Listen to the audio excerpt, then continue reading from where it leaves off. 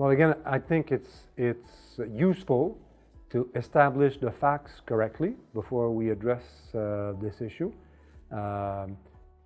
PSX will seek to increase the number of listings, attract new listings to PSX.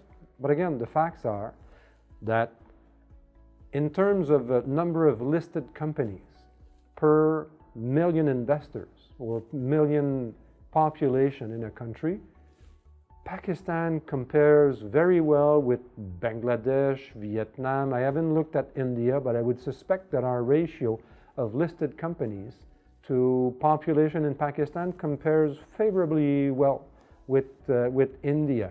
But I know for a fact that it compares well with Vietnam and Bangladesh. These are emerging market peers. These should be some type of benchmarks for us. So I'm not saying that we're not going to try to attract more, but I don't agree with the assertion there's a dearth of listed companies in Pakistan.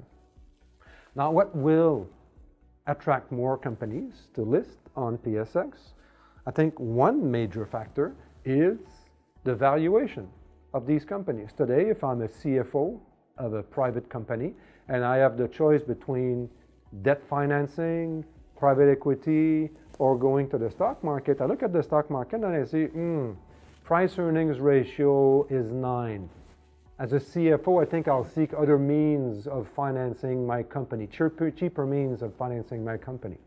But if with the influx of new retail investors in the market, one of the effects will be that the price earnings ratio will go up 10, 11, 12, perhaps towards the emerging market average, which I believe is around 16, 17. Now, as our price earnings ratio increases to those levels, all of a sudden CEOs and CFOs of private companies will say, wow, now it's attractive.